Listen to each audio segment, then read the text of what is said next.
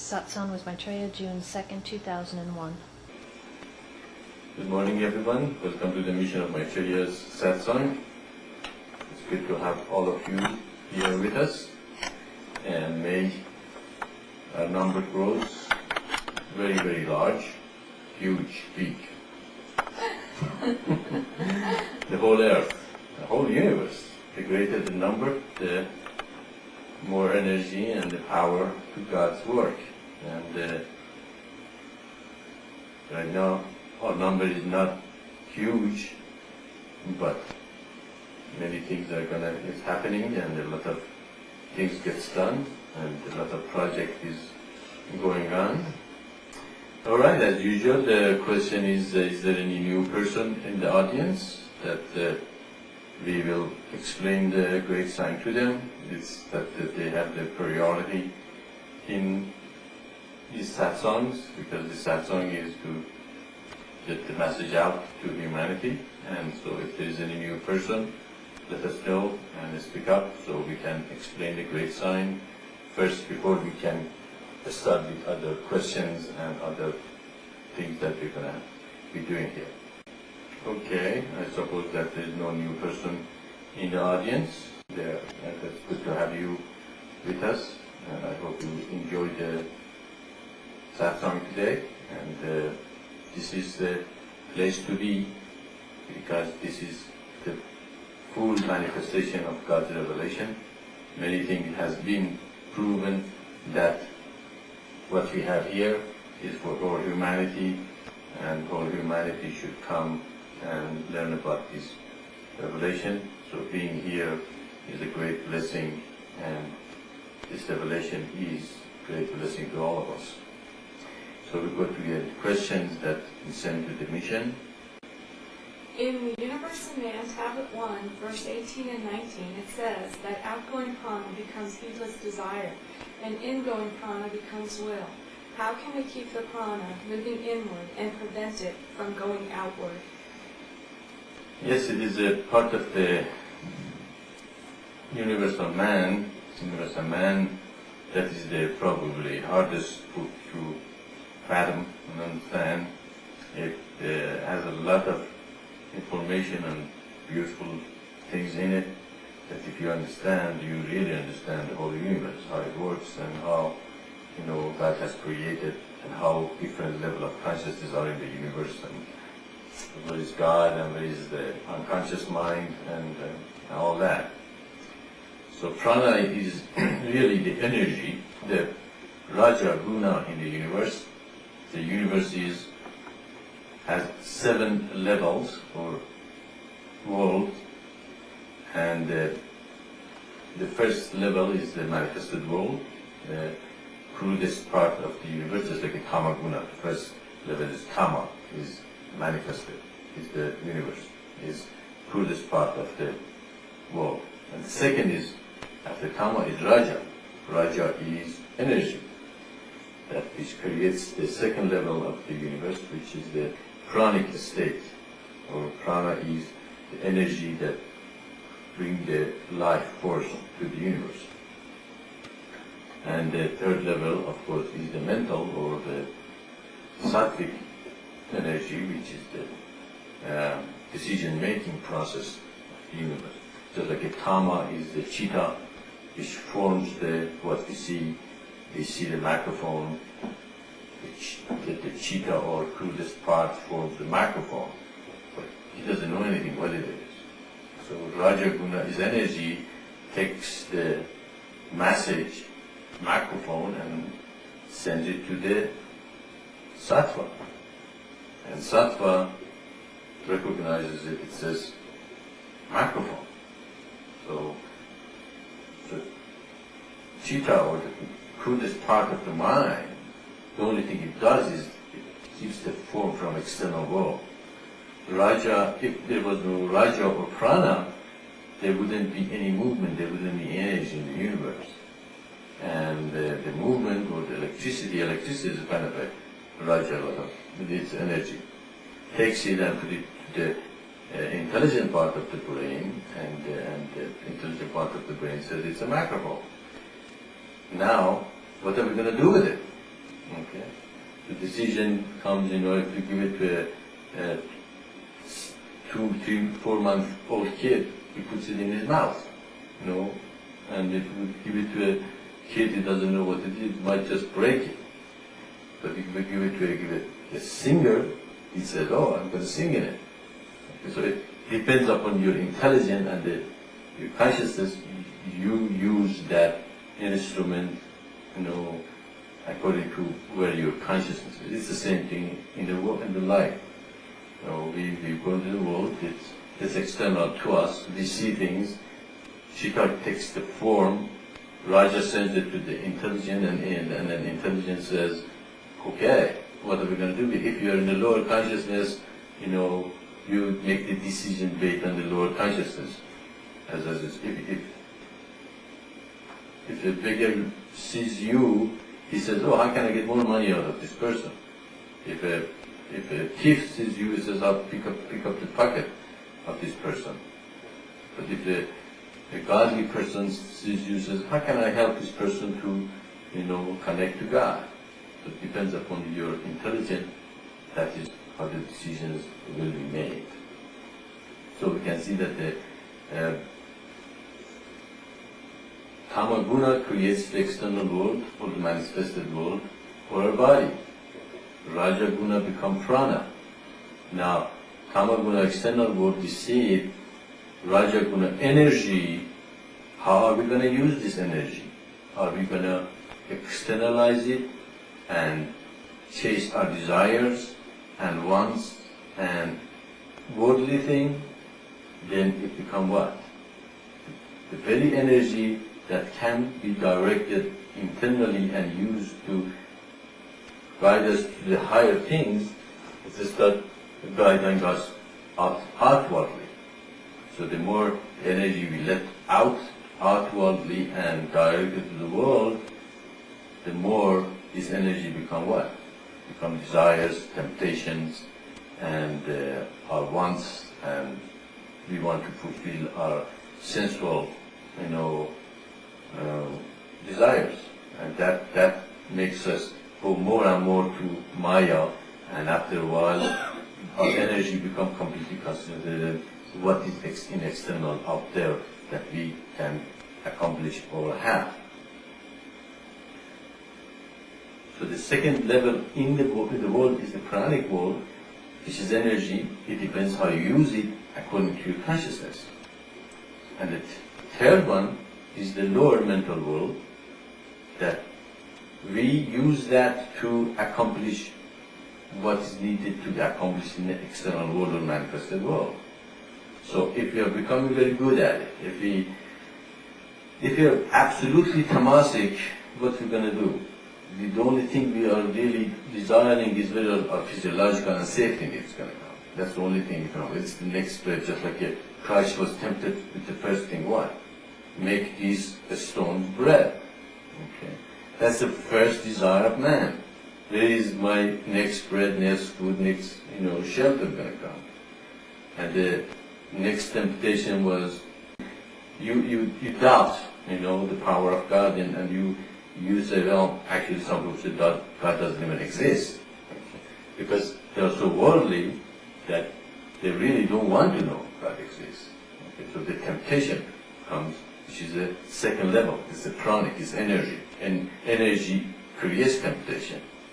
So your whole mind and the energy is going to go toward the heedless fulfillment of your desires. So your energy is going outwardly to the world. But you don't have much of intelligence how to manage them. You want them, but you don't know how to get them. The third level is the lower mental world, which you use that energy toward the external world, but you become wiser and wiser how to fulfill those desires. Okay?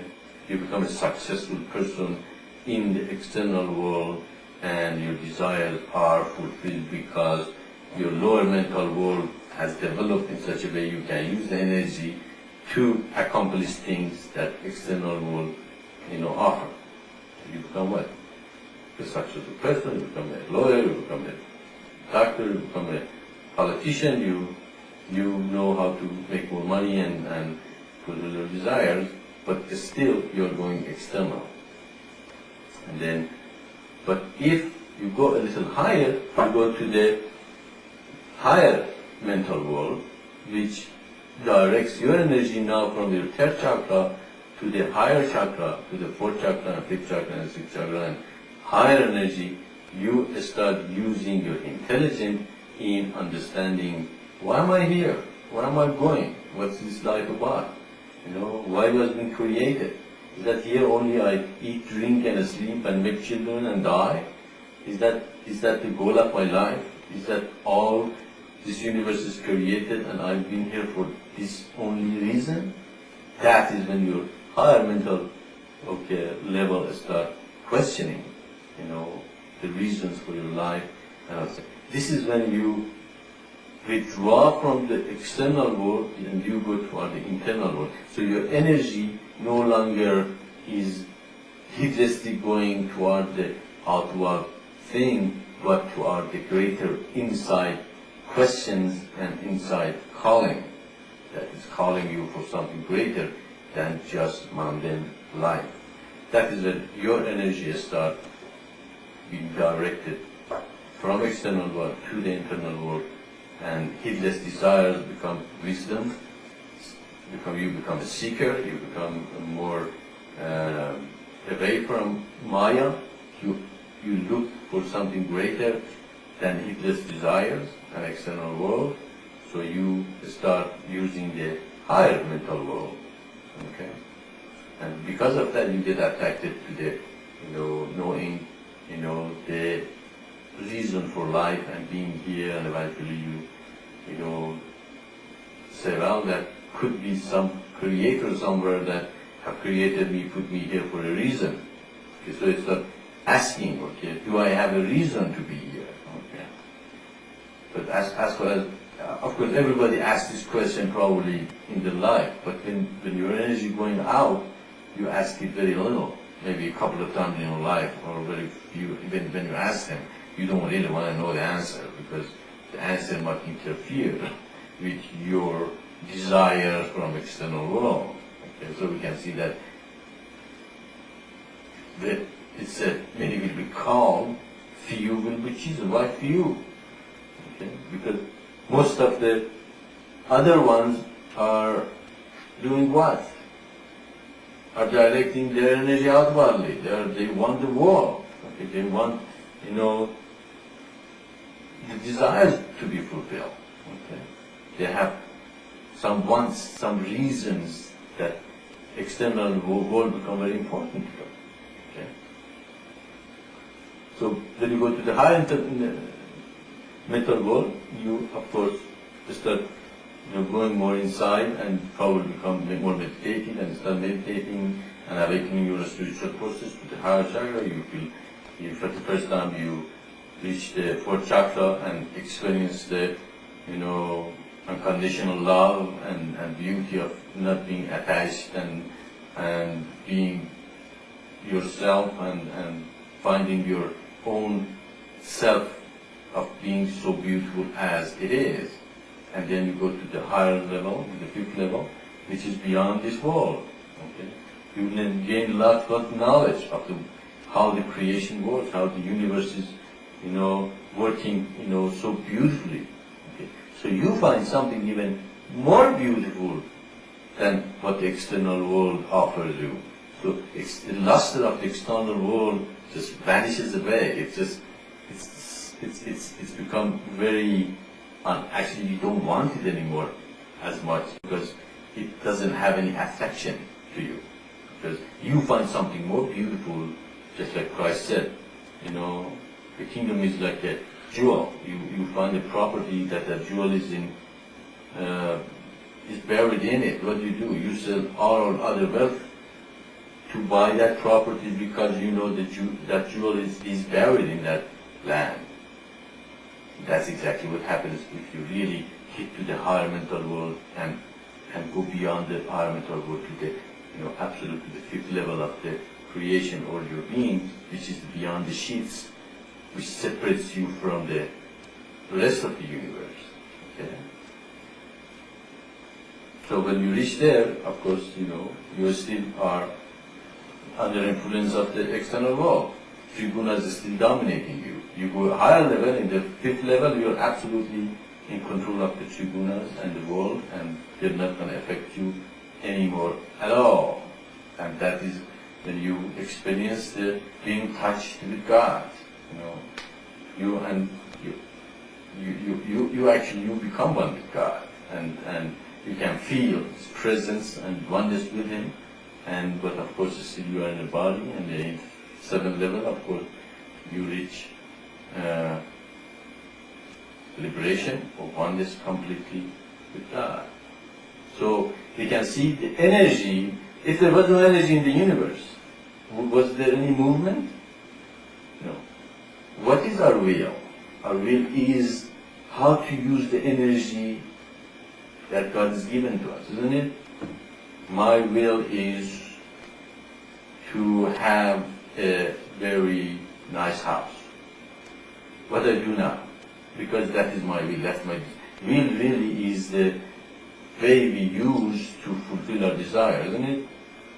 You use your will to fulfill your desires. Okay, if my will is to have a beautiful house, then my energy, I use my energy toward what?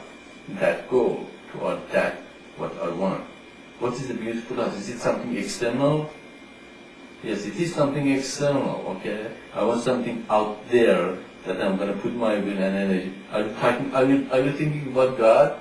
When you're putting your effort and working hard and making money and putting it away and going mortgage and then getting all, no, you're always thinking about that desire out there, okay? So, if my goal is have the most beautiful family, okay? Now what am I have to get a job, to work hard, to get a place to live and spend my time and energy to have a beautiful family. Sometimes at the end it doesn't work because the family falls apart. And so now, if I put my energy toward the creation of the communities of light and God, if I bring like-minded people together, and we be able to share with each other, can we have a beautiful house? It's much easier, isn't it? Because the more resources coming in from many people together, and you can put it and easily have a beautiful house without, spending the rest of your life just having a beautiful house. Or having a family, if a family living in a community of life, and its family is supported with the community, it's not only a couple, but it's 6 couples, even more.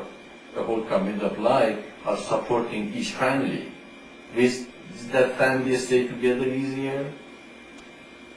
And they become more a real good family, or if only 2 people try to make a good family in the ocean of Maya?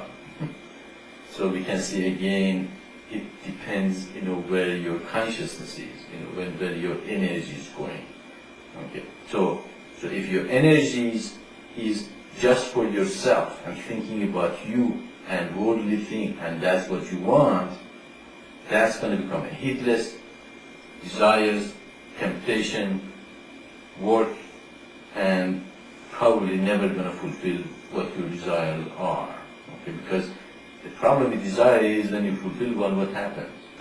It's going to be replaced with another one, because you're going outwardly. Your energy is going outwardly.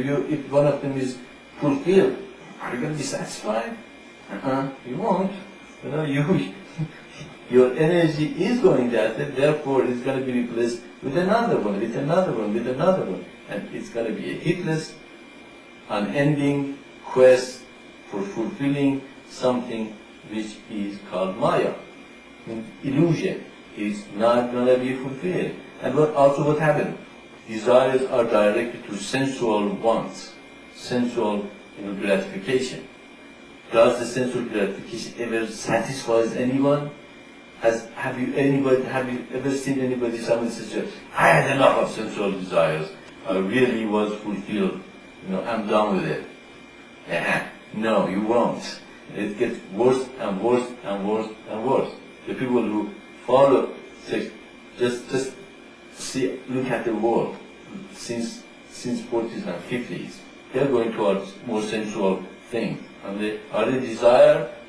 The sensual desires are fulfilled, or they're finding a new way to, fulfill their sensual desires. It make it worse and worse to do the same thing. So it means they're never gonna be satisfied. Why not? If I have what I want right now, is it that enough? Some people say, if I had this and that and that, I would be fine, I would be satisfied. No, you won't. But when you have those things, you want more. You want something that you want to add to it, to become, more attached to more things. The reason is we're really longing for limitlessness, aren't we? We are created to be limitless. But we are trying to replace that limitlessness with the desires of limited thing in the external world. So we want to fulfill that limitlessness with something that's limited, and it's never going to happen and never going to work. Okay? So the best thing is to close your eyes and to start meditating, awakening your spiritual process, and directing that energy, that desires from external world, from sensual things, to the internal world and godly thing. Okay? Fulfill your desires or sensual thing according to God's law. Okay? Sexual desire can be fulfilled through nice marriage, nice couples. Okay? Come together and create children and family, and at the same time make it godly. It's not the sensual desire is not important in the relationship, but godly setup of creating community and creating the family and creating an environment that is good for everyone. Therefore, make it godly. Food, live in a community of light. Okay, cook beautiful food together and share and eat it together and enjoy it. At the same time, it's not something that is going to become a heedless desire that it's become completely unfulfillable. So we can see, God doesn't say don't use the external world. God says make it godly, make it spiritual. And when we make it spiritual, you have more time also to direct the energy from external world to the internal world, to the higher mental world, and make that great will for progress in your spiritual life. Okay? So we can see that how we can use the energy, where is our focus is affecting our life and our progress to the higher thing. Of course, if you read the Universal Man, continue reading it, probably it shows a little bit how the energy is externalized, it's become heedless desires. And the same energy, actually you can just look at the atomic energy. You can use the atomic energy for the good thing, grow things and bring beautiful things to Earth, to humanity. You also can use atomic energy to blow the whole Earth 50 times. It's the same energy. It's the same prana. It's the same thing. You can direct it externally. The energy becomes desires and attachments and temptation. You internalize it, becomes wisdom, higher thought, and progress. So we can see that is why in THOTH it says when the prana goes outwardly, it becomes desires and heedless desires, and you're never going to be fulfilled. So that's why in meditation we say close your eyes, go through it. When you have a desire for the external world, meditate on it. What's going to happen? Okay, I want this, and I want it bad, and I want it now, and I want it for myself, and I don't want to share it either. All right, go ahead. Close your eyes, meditate. Okay, you got it. Now what? Now what? A lot of people, desire to have companionship. Okay? Be with people. Be with other people. If I buy a nice house and have a lot of money, I'm going to have a lot of friends. And they end those things. Actually, they lose a lot of friends and a lot of things. So they become so snobby. Okay? So you see, exactly the things you gain to fulfill other desires sometimes actually backfires. Okay? So that is when you close your eyes, you go through it, and you create your wisdom in your meditation, and you realize, not really, I don't want that, but that's not gonna, help me in my spiritual practice and higher things. So internalize your energy, bring them back from the world into yourself, and meditate on it. And if you have a desire, go through it through meditation. Okay? That is a tantric way of fulfilling your desire without side effects of going externally. Does that make sense?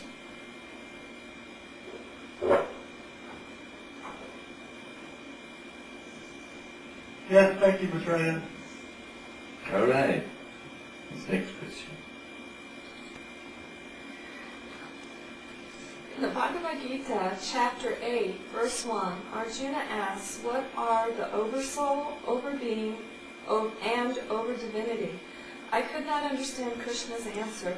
Can you explain these things and how they relate to the mission's teaching? I'm going to read that verse, Maitreya. Who is Brahman? Who is Atman? And what is karma? Spirit supreme. What is the kingdom of the earth? And what is the kingdom of light? Who offers the sacrifice in the body? How is the offering made? And when the time to go comes, how do those whose soul is in harmony know thee?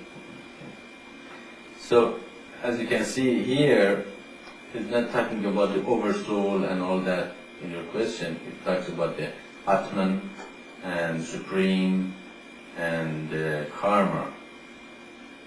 So, it really is talking about who's God, what is self, and how the karma works, here. So, Supreme or Brahma is God himself.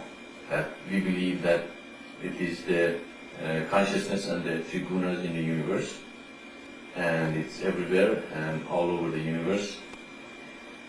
And the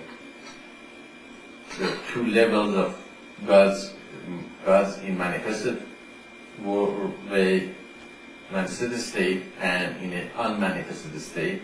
In unmanifested state is absolutely in a blissful state of being, and in the manifested state is in the higher mental world, or the sixth chakra, which is also engaged into managing the universe. So that is what Supreme is, or Brahma is. That means that the God that has control of the universe and is within every individual. When he is within every individual, that becomes Atman, or self. Okay. So the Supreme is Brahman, the God in the manifested world. He is in control of everything. He is the one that knows the smallest fish in the ocean and what he's doing, what's going to eat, and what's going to happen to him or her. And self, or oversoul, is Atman, which is in us, in every one of us, which is the same as Brahman, or God himself. Okay? So, and karma is action, or the force in the universe that we use to manifesting or do things, and because of that we create reaction in our soul, and that reaction is the samskara that stays with our soul, and because of our action we create the reaction which becomes the law of karma. So if we do an action that is not according to the gods of the universe, we are going against, law of the universe, we are going against the law, So we create karma, which we have to learn the lesson not to go against the law of the universe. So these things are what Krishna goes on to answer the Arjuna in the whole that chapter about how the self is the same as God. The Atman is the same as Atman. Atman with the small a, is the same as Atman. The self with the small s is the self with the big S. And that very well goes with the other scriptures. Know thyself to know God. Okay. For in every culture they say that. Know thyself to know God. Why? Why knowing self is equal to knowing God? Because self is what? It's God. If you know self, if you know yourself, what do you know? You know the self which is the same as God, so you know God. So we can see that every scriptures again here talking about the same thing. There is no difference between the scriptures and God's revelation. So we can see that the scriptures say the same thing. Self is the self, and God and Atman are one. Know thyself to know God, and do the actions which according to the God's laws. It's according to the universal setup. Okay, and 10 Commandment is a part of the universal setup. The 15th Commandment is a part of the universal setup. Not going against the things that has been said is not according to the universal laws. Make us more godly, more in control, greater will power. Okay, in our lives. The more we become, as we just were talking about, the more we become heedless, and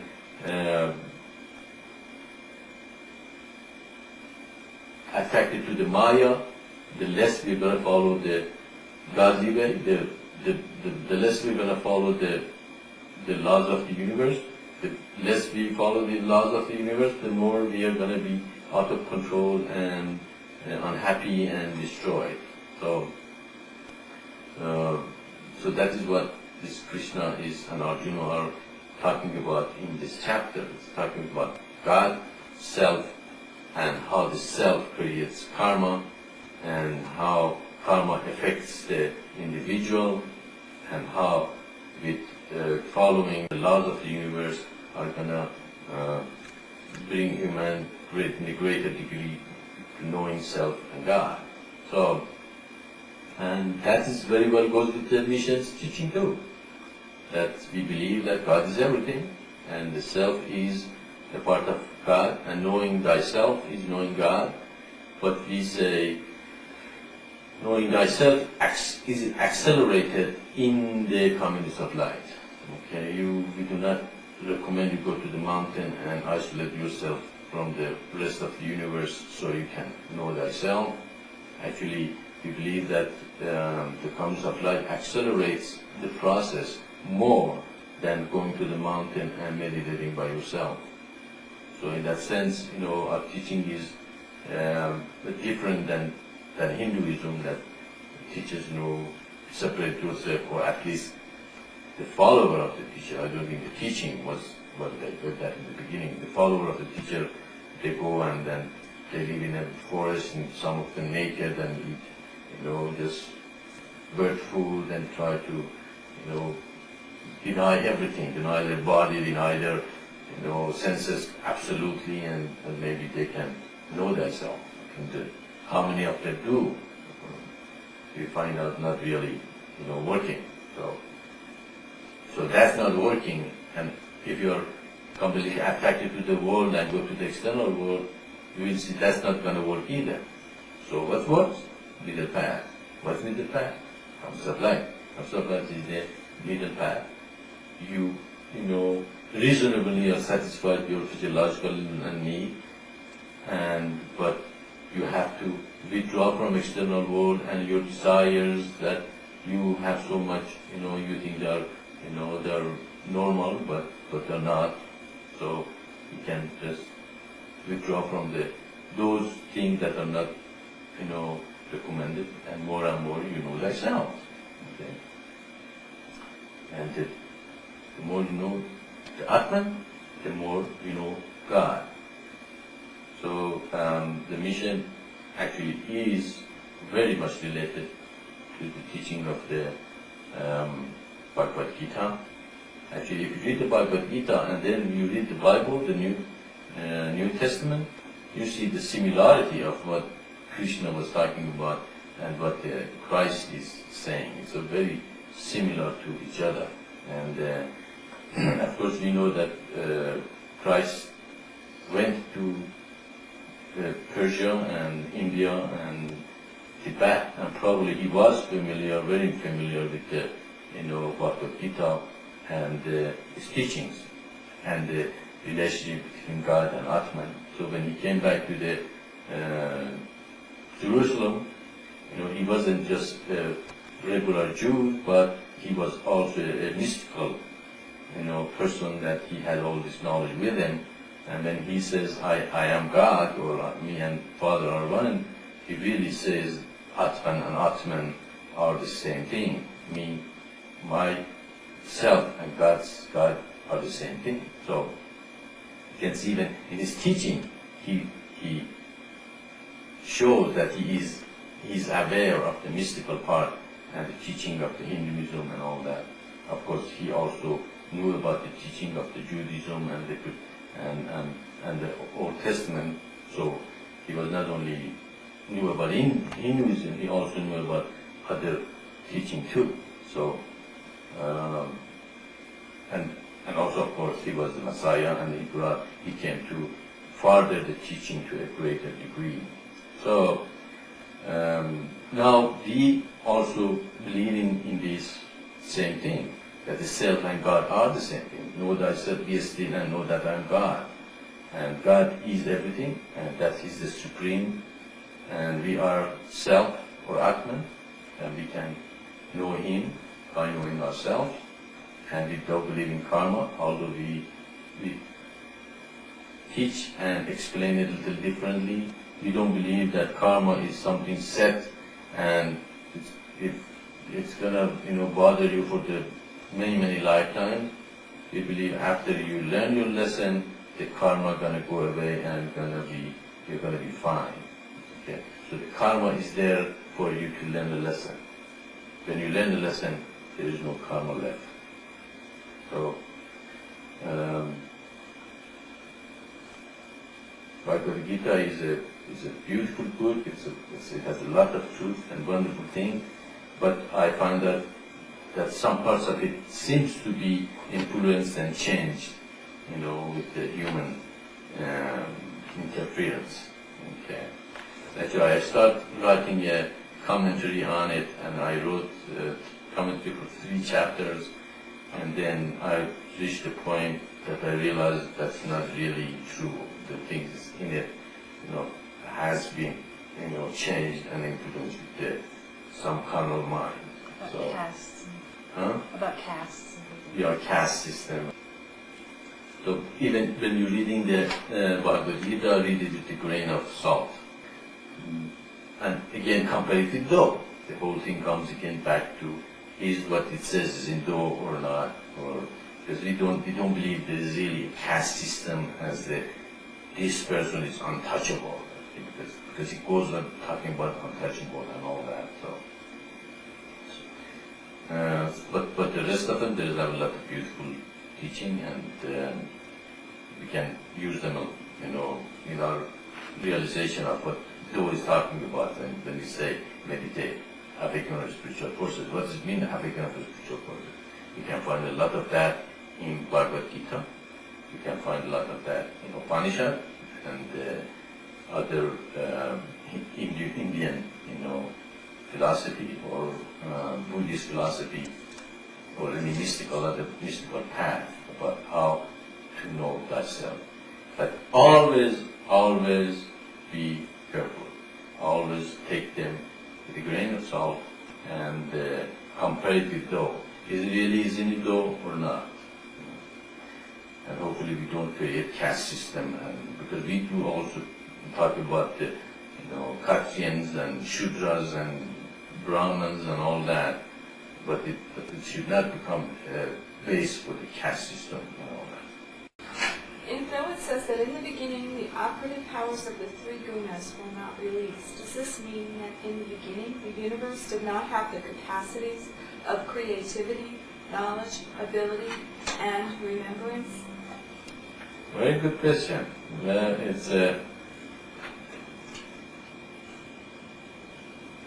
It had the potential of creativity, but it didn't have the memory, ability to do or make a decision. It's a state of beingness, a state of absolute equilibrium and balance. And that state is that a state of blissfulness and just being without, the kind of awareness we are talking about in the external world.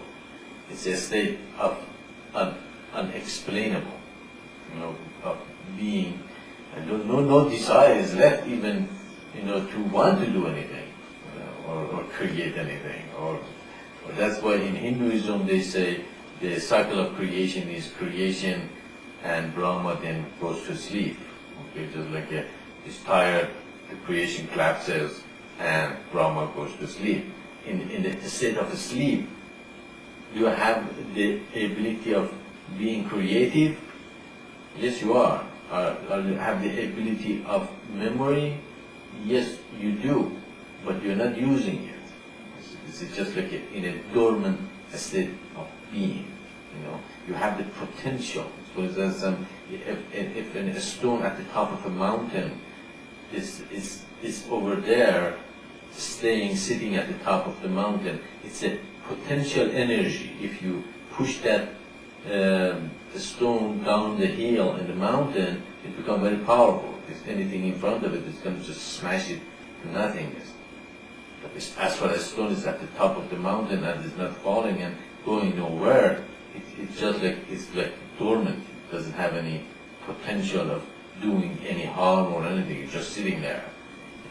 It's the same state of being, that it has the potential of being awakened. It has the potential of the creation and creativity, and being able to make decisions, remembering and creating the universe. But it doesn't want to.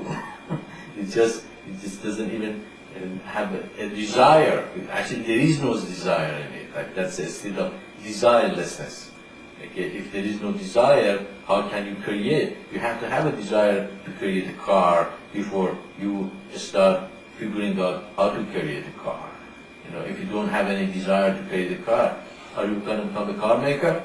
If you have a desire to paint something, the desire first comes, and then you say, I have to go buy the brush, to buy the paint. Now what kind of the subject I want to paint, so you put the effort to it. If you don't have a desire to paint, do you paint? No. Do you have the ability to paint? Of course you do. You can buy, anybody can buy brush and paint and paint. Of course you might not paint as good as the Michelangelo or Picasso, but you can paint. You have the ability. You have the potential to do it, but there is no desire to do it, therefore it's not going to happen. It's the same thing, when eventually then this creation reaches a point that the original energy is exhausted, it goes back to that state of desirelessness. And remember what created the universe.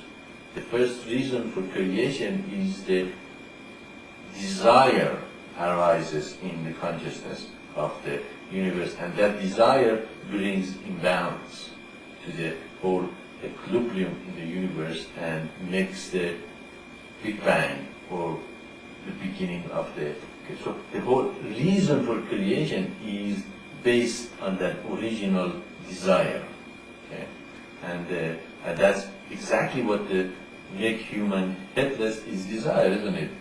They have desire for this, they have desire for that, they have desire for, and that's what they keep them going toward the Maya, because the desires awakens the more potential in them to go to the Maya.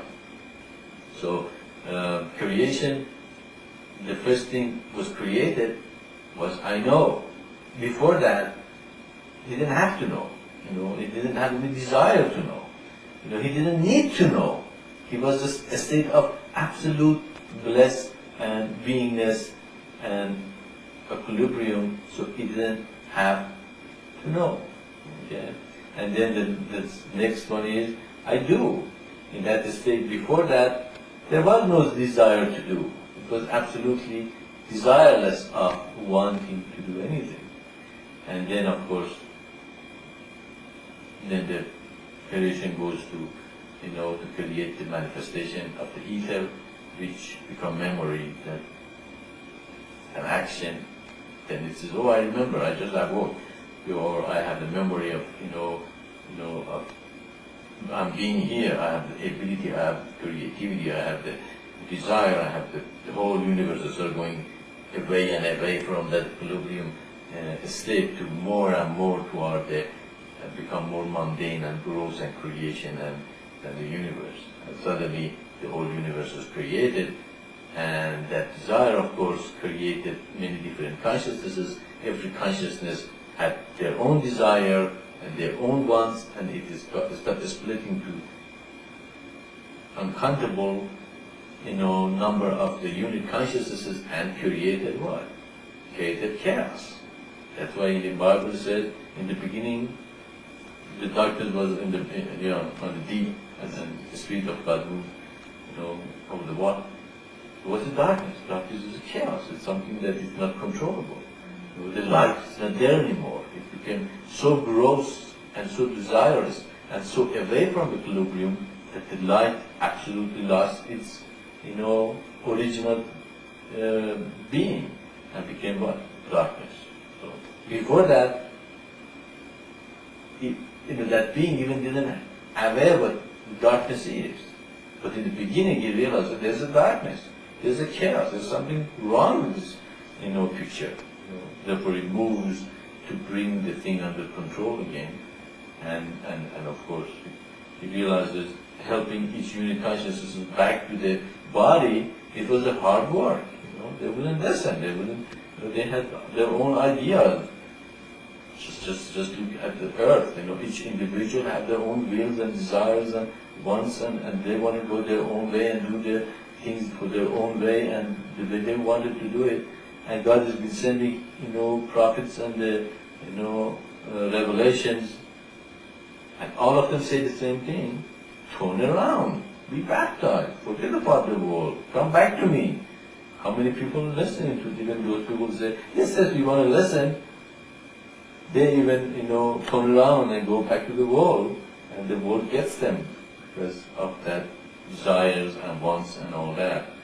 So, in meditation is also, you should become more and more less desirous for external world, and more become that equilibrium without wanting to reach too much of Maya and be completely, destroyed by it. Because when the Maya comes and our desires arise and we go to our desire, the desire becomes less and less important. Return back home become less important because you have a lot of things to do right now, and going home is not your priority. Because doing other things are more priority. And of course, the eventual conclusion was, if you create a nice environment for people that encourage them to go back home more and more, it's going to help. That's what the idea of the consciousness of light comes in. Okay. So, if you want to awaken your spiritual forces by yourself, you want to go home by yourself, it is what? It is harder. Because an ocean of Maya is going to just grab you and say, no, you can't do it, you're wrong, you're the only person, you don't have any other person thinking like you or supporting you. But the consciousness of light creates an environment of support for those who want to go back home. Okay? That's what the purpose of the consciousness of light is: create an environment that everybody can progress physically, mentally, and spiritually, and going home. if you are in the community and you are trying to get the community to the Maya and bring Mayistic into it, you are not a part of community of life. You are opposing the community to go where it's supposed to go. So, and then of course, in creating such an environment, you have to sacrifice. You can't say, what is it in for me only and what is it in for me? And if you do that, then you are going to feel, out of the community. You're not connected with the community. You're not going to be part of the community. The community might reject you. You might reject the community. And eventually you say, well, this is not going to work for me, and eventually, again, you're going to fall into Maya. But when you're in the community, you can easily turn around and go toward God in your spiritual progress. Of course, the next step is, do the will of God. What is the will of God for me? What have I created here for? Not my will, but your will. If you say, oh, no, I don't agree with God's will, that's okay if God wants it this way, but my will is different than God's will. So what you're saying? You're saying you won't listen to God's will, you won't listen to your own will. Of course, this can be misused. Some teacher might come to you and say, this is the will of God, but really it's the will of the teacher. Okay?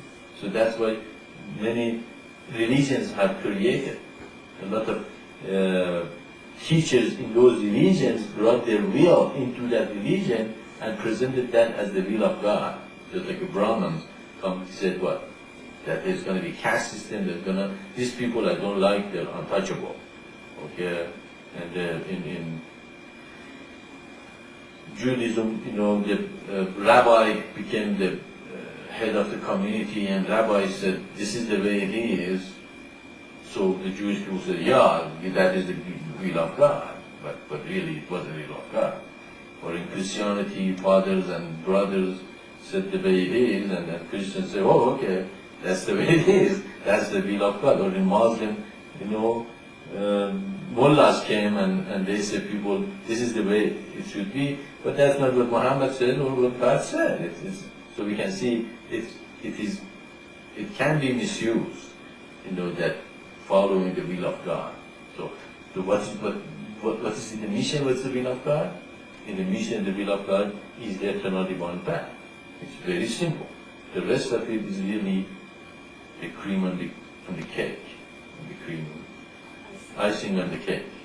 The rest is to bring you to this realization that the goal of your life is to follow eternal divine path, and that is the will of God. Okay? So you can make your resolution.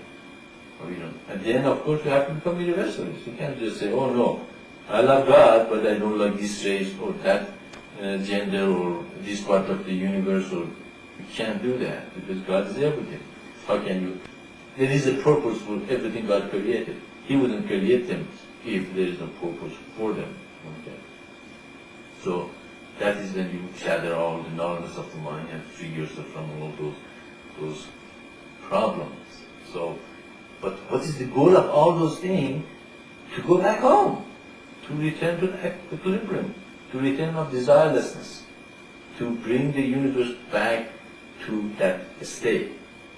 But that state doesn't mean that it didn't have the potential of being created. It has the potential, but the potential is dormant. There is no desire to create. There is no desire to be awakened. There is no desire to know. There is no desire to remember.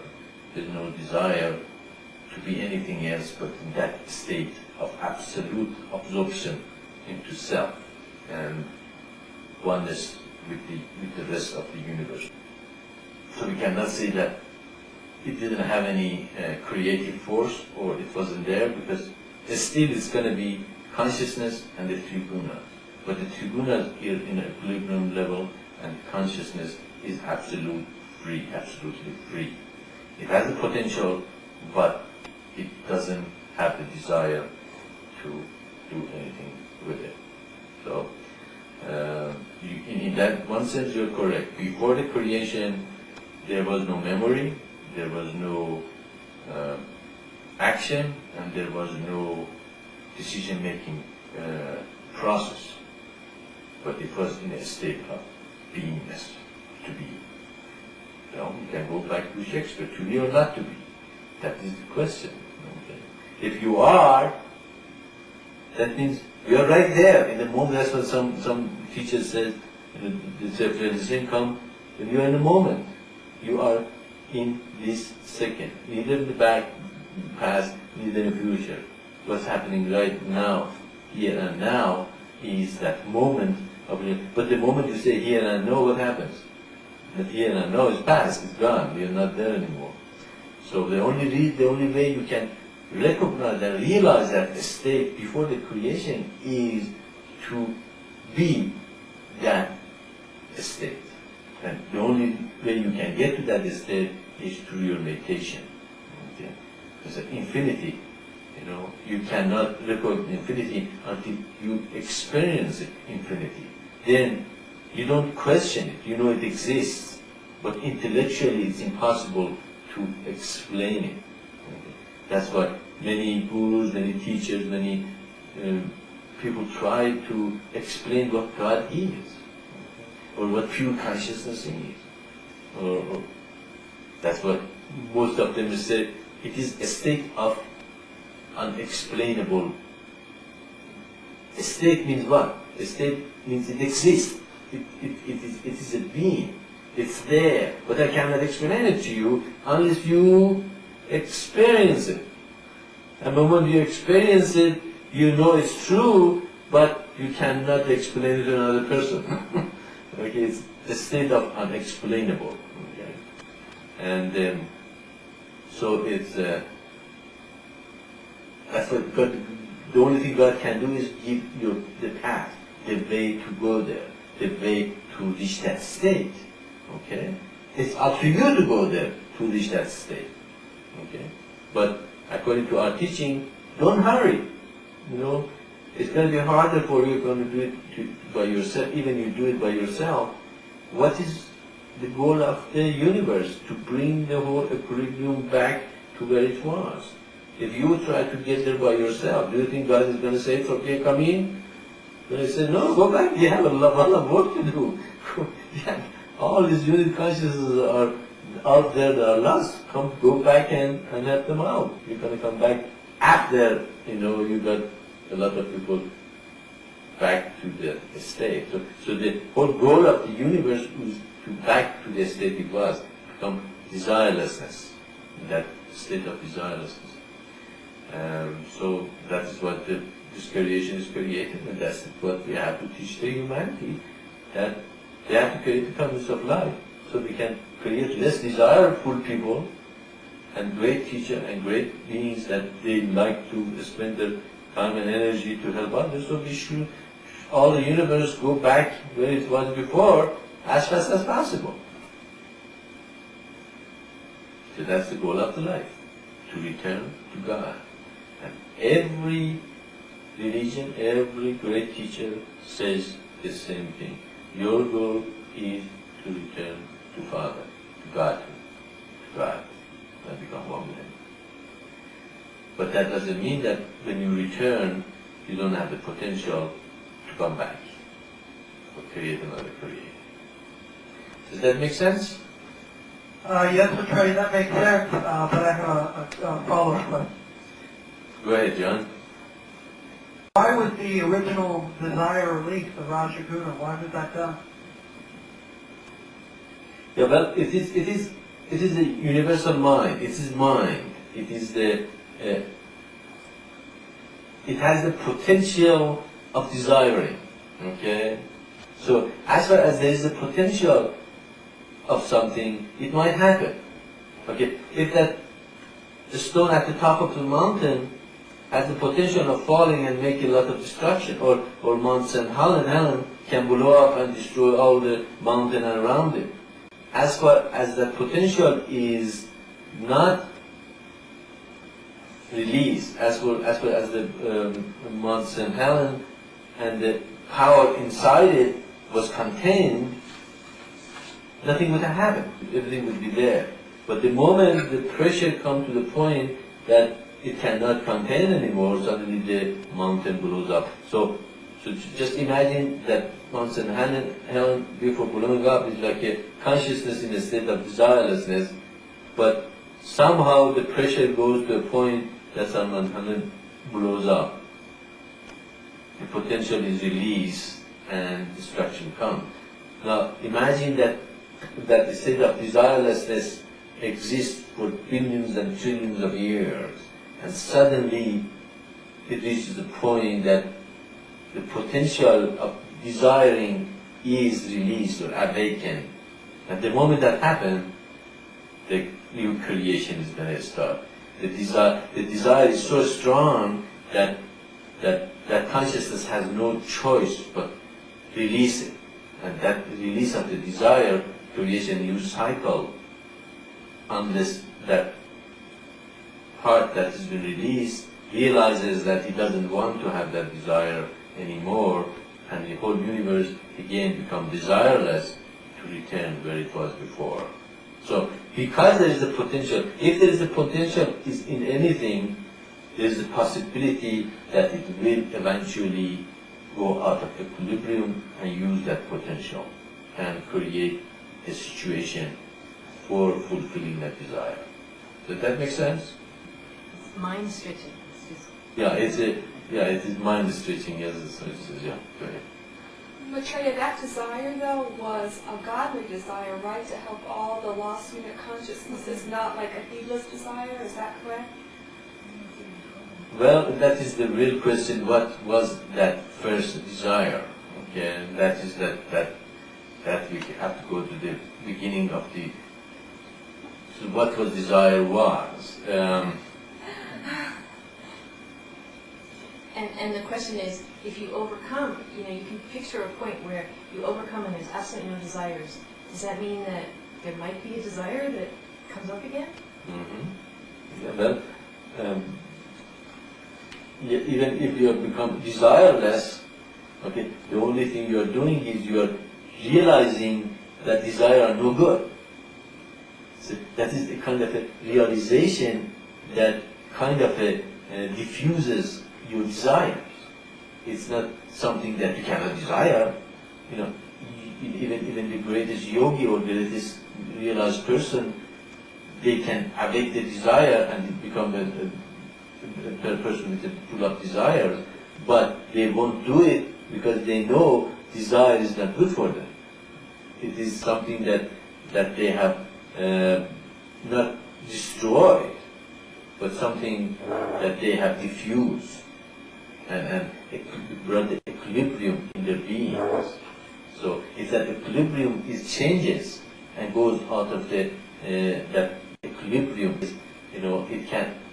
Even there are some examples of the spiritual teachers who fell, okay, and they start something with a good idea, with a good intention, and later on, some of the preachers last couple of years, probably they start with a good intention, and then later on we find them, in bad situations that shows that there was some impurity. So they had the potential. In the beginning, they were more equilibrium, but they had the potential to fall, and they failed. I see. If you're trying to achieve desirelessness, wouldn't you have a desire to have no desires? All right, that is another mind-stretching question. Desire of not being actually, you do not desire to become desireless, but you meditate on your desire and go through them, or realizing them that they are not good, and that by itself, okay, make you desireless. Okay, because you realize what you're going to do is not going to get where you want to go, or progress, or be, and it's not good, so you just let it go. Okay, and also it depends, how clean your chakras are. Okay, the more you meditate and you purify and you clean yourself, the desires dissolve by themselves. They, as we talk about the little creatures, if you put the lights on them for a long time, they just completely become, destroyed by themselves. So really there is no desire of being desireless, but you go through the process and desire falls off by itself. Maybe the first desire was to create. Okay. that is the question. I probably have to meditate for a long time to come up. What was the original desire that arose in the universe for the first time, that state of absolute absorption, okay, lost its equilibrium somehow, okay, and because it lost the equilibrium, the forces were released, and as forces took over the consciousness, and for the first time the desire was, maybe the first desire was, I'm too lonely, okay, or am I here only by myself, or who am I? Okay. What am I doing here? Or somehow you can even say maybe it wasn't the beginning wasn't the first desire, but the disturbance of equilibrium in the universe, and because that equilibrium failed, the first kind of consciousness start getting crudified with the forces, and it start snowballing and effect, and eventually reach to awakening of, oh, I know, I do, I have done, and the creation of the creation. But at the same time, the consciousness realized that he has the ability to control it and bring it back where it used to be. So those questions, and going back to the beginning of the creation, is very mind-stretching questions, and they're good to think about them and meditate and try to figure out. But you have to go to the beginning of the creation to see what was that desire. And as I said, and most probably, the equilibrium was disturbed, and then the desires arose.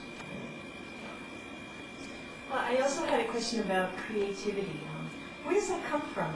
I think when you look in the animal world, it seems like humans are the only one that seem to have that incredible, intense, is it a desire to create, to make things? You don't see it really in any other animals, and chimpanzees or monkeys, you don't see them, you see them doing a little bit, but not like the human.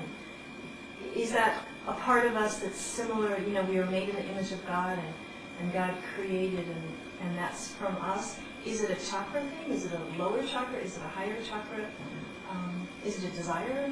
Okay. I don't think animals are absolutely void of creativity. They do have creativity in them, but probably it's not as expanded as human creativity.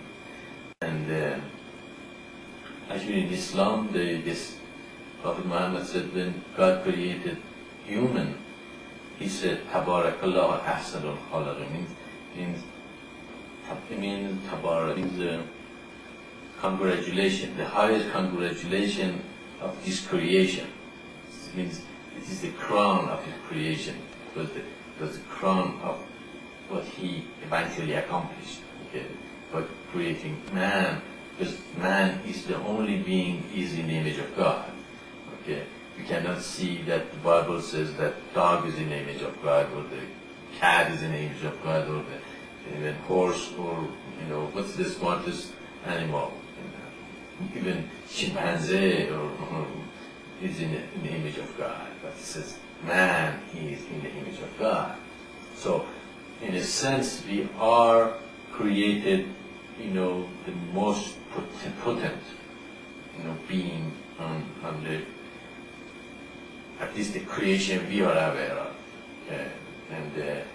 and we have the potential to become godly and have a God consciousness in them. And as he said, God has the potential of creating. He has the ability to be very creative. Okay? So if we are in his image, therefore we have a lot of potential to create and be creative. And we actually be a co-creator of God, and create things that, God can, be very proud of, what we have done. And we have, there's no other animal or no other being that, at least as far as we know, that has accomplished on earth as human has. And we have accomplishing many levels, you know, in intellectual and physical and mental and in the spiritual level. We have, you know, brought a lot of creativity to the earth and our environment, and they probably the most successful animal, if you look us as part of the animal kingdom on earth. Okay. So we should have something very special on us, that we are able to do things that other animals don't have it or cannot accomplish, and we do. We have the potential of being in one with God and in with God, especially before we split into male and female. So probably we were even more potential before God split man and woman, or male and female, to two parts.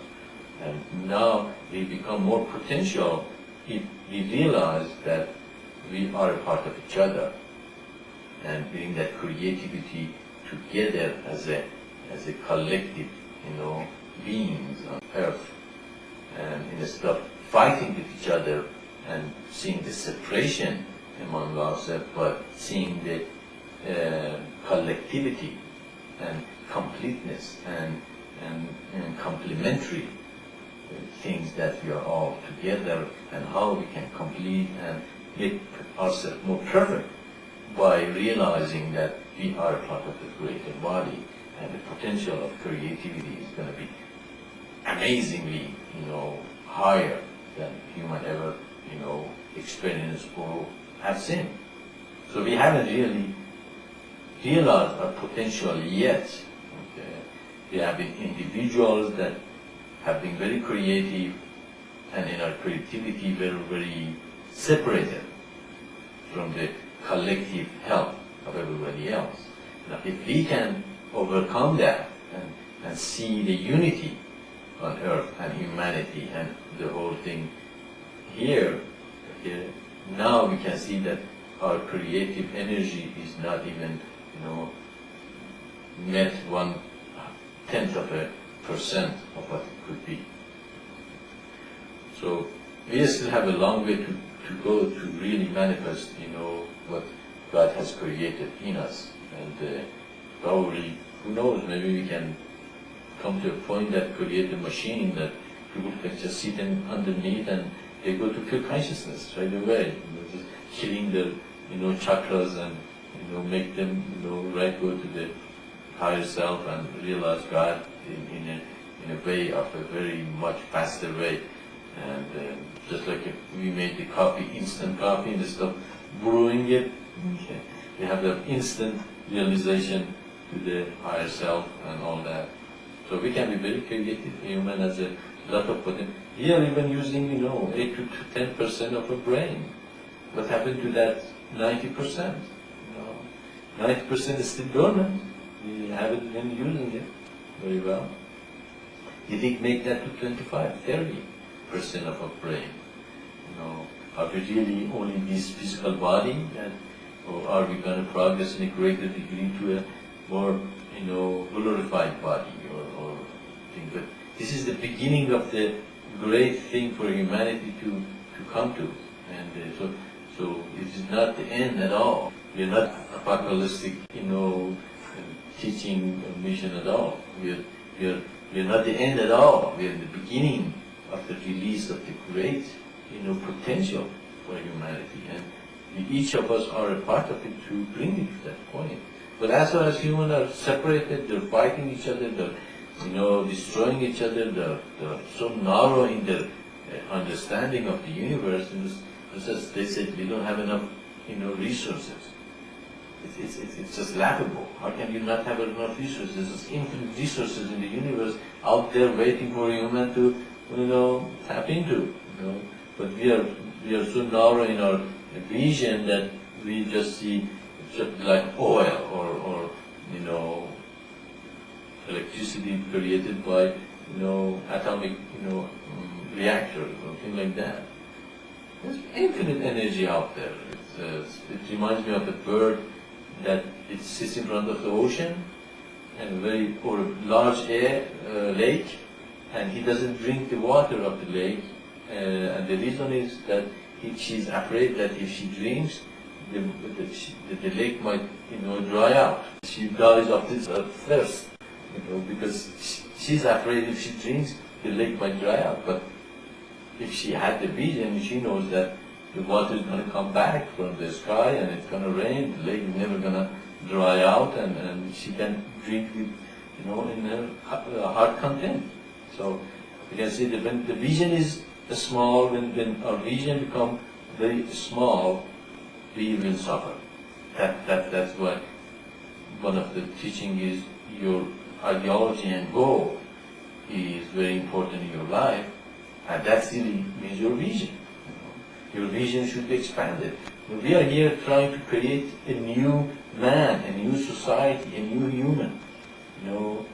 Don't get your vision to, I'm going to work and this is what it is, and I'm terrible in this work and I'm all stuck here. And no, you're helping to create a new man, a new society. All of us in a greater vision here that we have to bring to humanity, to expand them, to get them off their small visions, which is bringing so much destruction to humanity, and they're destroying each other and fighting and bombing each other and and all that.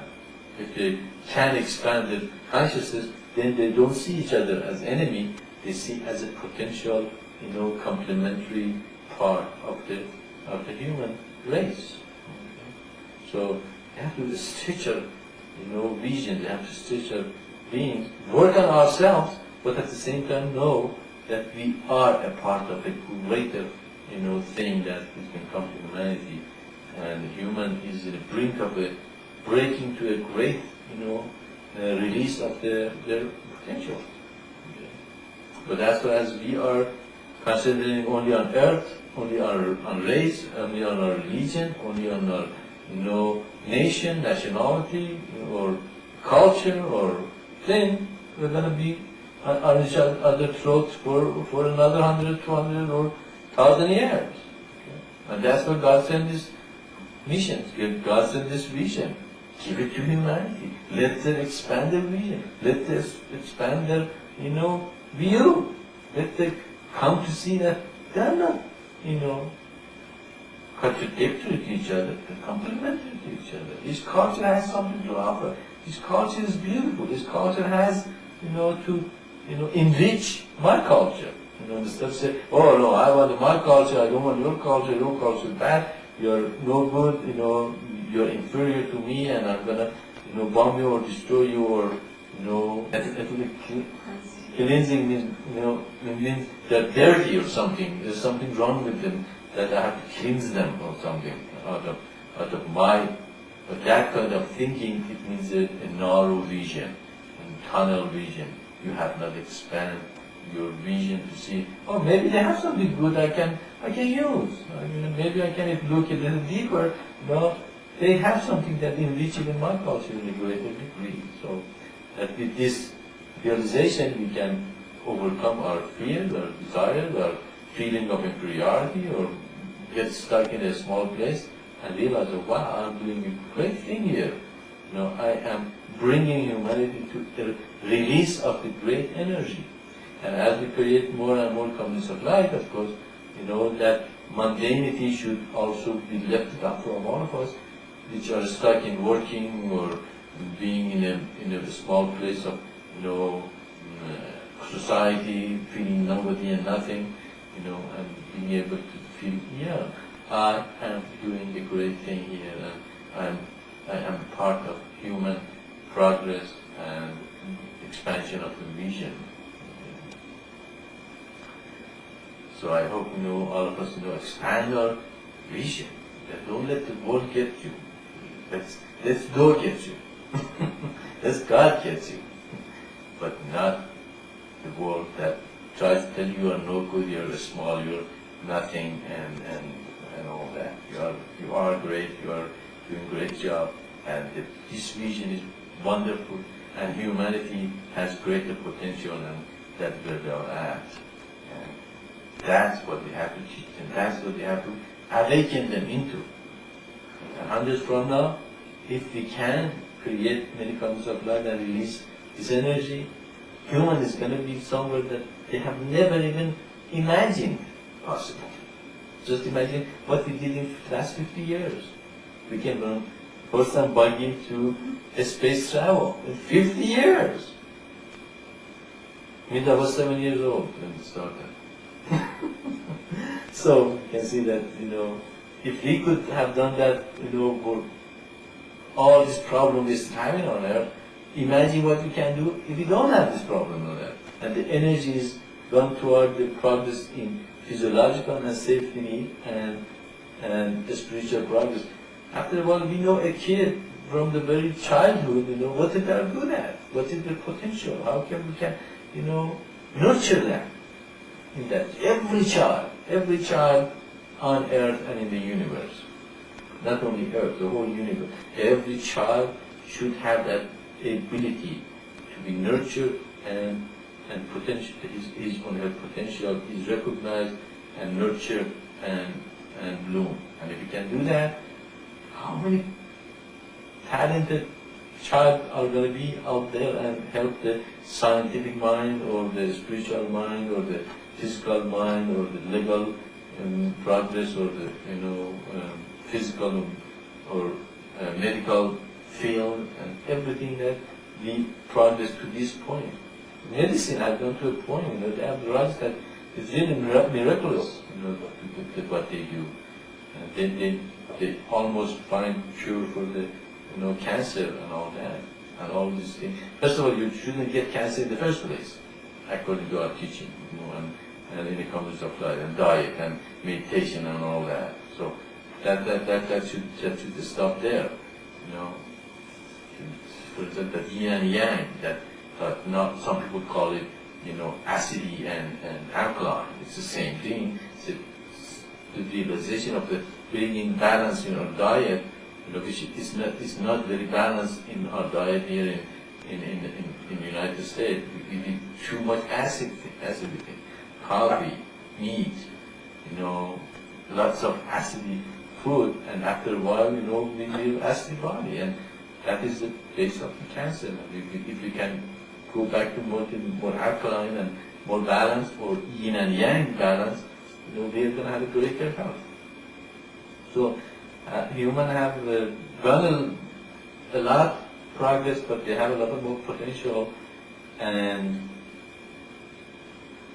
if we can give this message to humanity, each of us are a part of a great movement which is not really a revolution, but is an evolution. We are evolutionary people. We are here to teach, and our teaching should hit their heart and make them desirous to be a part of us. Maitreya, I was talking to a lady, and she asked us about our path, and do you become perfect by following this path? I answered her, and now I think maybe my answer was wrong. I actually said no, and that's why I'm sharing this with you, because I want to make sure I learn from this whole situation, so that if I was wrong, that I can get it right in the future. I answered that because, for a couple of reasons, thinking that to become absolutely, absolutely perfect, I didn't feel maybe you could do that within the body, for one thing, because I understand that there's still some karma left, even in the highest being. The other reason is I knew that we couldn't become completely one, as God is, which is everything, and He's perfect. There was another, but I guess I don't really remember what that was. So I'd like to hear your thinking on this, as far as clarifying my understanding of this for the future. Yeah, well, if you get the point that you have a little karma left, you're pretty perfect. Any standard of the human beings, that they can compare you with a regular human, you're pretty much made it, very good state of being. You're a person that, your concentration and feeling and life is toward the creation of the community of light, and then bringing other people to the path and awakening your spiritual forces and sacrificing and surrendering and submissive and becoming universalist. You are a pretty perfect person. Okay? You might have some karma left. You have a son to get into the school and getting to a point of the independence and release of the, after releasing, we might have a wife that you live together and all, but at the same time those things are the secondary to your mission and what you have done. Actually, they are there for you and love you because you have a mission and all that. So, so if we can consider of being as perfect as we can and follow eternal divine path, created forms of light, most humans probably say, wow, this is pretty good, pretty high. Of course, if you reach a point, you become completely desireless, and you have no karma left, you don't stay in your body, you go to that state that it was. Okay, but again, according to our teaching, even you get there, God is not going to let you go in. Okay, He's going to go send you back and say, go back.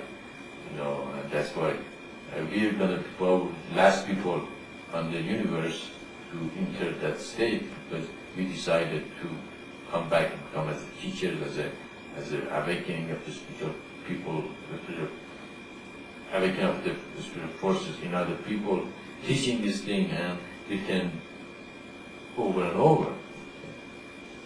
So, if the question is if you're going to be perfect, you can say you can get as perfect as possible in the body. Okay. Yeah. Yeah, and that's essentially what I said to her, is that by following our path, you can become, more and more perfect. That I guess I was saying that maybe you wouldn't become, completely perfect. Yes, I felt like maybe she was asking, do we become like the Son of God, that perfect or something? Yes, you do become Son of God. Actually, being Son of God doesn't mean that you are not here. Actually, you become Son of God because if you reach a point that you reach pure consciousness and you never return, you and God are one. There is no separation of God and the Son of God. Okay, but as far as you are in a body, you can be the Son of God and let the God come through you and do the perfect thing, and at the same time stay in the body and be a Son of God. Okay. So you do become Son of God, and you become almost as perfect as humanly possible. Okay. And so if the question is, do you become perfect? To say, if to follow eternal divine path completely, there is no other path that makes you as perfect as the eternal divine path will make you. And isn't it given in God's scriptures that in the Bible it says, be perfect as your Father is in heaven? Christ did teach that, so it is written in the scriptures. Exactly. So, be perfect as the Father is, that means you have the ability. God will let you become as perfect as possible. But of course, to become as perfect as the Father is, in that sense, you will go to the Father. But you come back as an avatar, as a perfect person, return to earth. You need some kind of attachment to keep you in the body. Otherwise, you wouldn't stay body. You just absolutely leave. Okay, and that God doesn't want you. You come. He wants you to be here and do His will. Therefore, you might have something still here, but here is not really your karma. Okay, it's something is created just keep you in your body state here where you are. So you can become perfect in human body with a very little karma for you. Okay. The answer to that lady is as perfect as humanly possible. And yes, you can become Son of God, and you can become in the image of the Father, because God said you can. And we say you can. Alright, we have 1 minute to our 12 o'clock. I hope you all enjoy this satsang. And usually, if you have a question, send it to the mission. I hope the answers are things that make sense to all of you. If it doesn't make sense, you always can come up or follow up and eventually reach a point that it makes sense to all of us. Because this is the time to give all the answers which make sense, and so humanity doesn't have anything that says, I didn't know answer of that. You say, yes, you do. The answer is given in such a date, and God gave the answer to us. And eventually when we finish with the answers, of course we have to get to the work. And that's what the mission all about. You know them by their fruits. So I'm waiting for a lot of fruits to manifest. And God bless you and be with you, and have a godly month. See you all next month. Salam.